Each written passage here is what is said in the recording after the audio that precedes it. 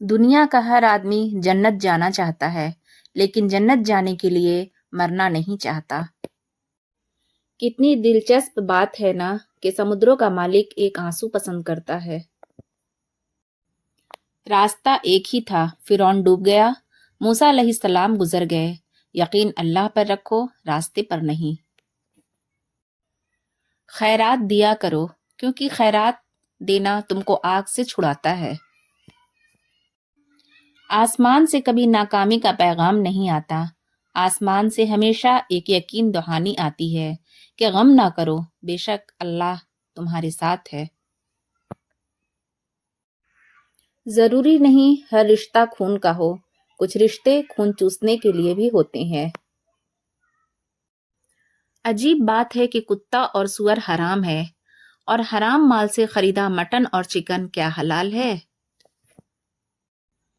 صلح کے وقت پرانی باتیں نہ دہراؤ، ورنہ صلح نہیں جنگ ہوگی۔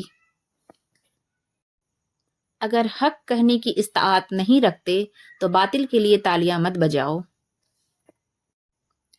اگر آپ چاہتے ہیں کہ آپ کے بچے اچھی زندگی گزارے تو اپنا سایہ ہٹا کر انہیں کچھ دھوپ، بھوک، سردی، گرمی کا احساس ہونے دیں۔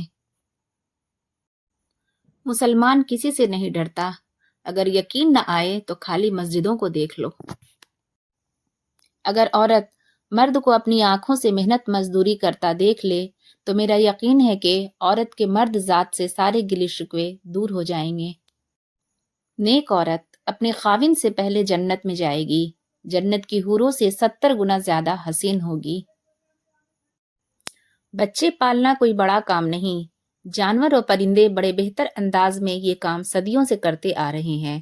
بڑا کام بچوں کی تربیت ہے، اور تربیت توجہ اور وقت مانگتی ہے۔ ماں ایک ایسی بینک ہے جہاں آپ ہر احساس اور دکھ جمع کر سکتے ہیں۔ نماز فجر میں ایک صف مکمل نہیں ہوتی، سورج نکلتے ہی پورا سوشل میڈیا دینی اقوال زری سے بھر جاتا ہے۔ کڑوی بات مگر سچی۔ اپنے خلاف باتیں سن کر حوصلہ نہ ہارو، شور کھلاڑی نہیں تماشائی کیا کرتے ہیں۔ آج کے دور میں اگر جیب میں چھید ہو جائے تو سکے گرنے سے پہلے سگے گر جاتے ہیں۔ گھر کے دروازے کے پیچھے خاک یا کوڑا مت جمع کیا کرو، کیونکہ وہ شیطان کی جائے پناہ ہے، شیطان کوڑے پر بیٹھتا ہے۔ مسلسل دستک دینے سے دروازہ کھل ہی جاتا ہے، اس لیے اپنے رب کی رحمت سے کبھی مایوس مت ہونا، ہمیشہ دعا کرتے رہا کرو۔ بے شک کسی کا صدقہ اس کی قبر سے گرمی کو دور کر دیتا ہے۔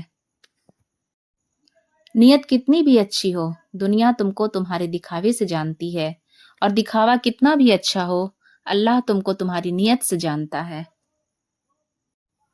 ہمارے معاشرے کی اخلاقیات تو دیکھیں کہ رشتے والی بڑے فخر سے آ کر کہتی ہے لڑکے کی ماں نہیں ہے۔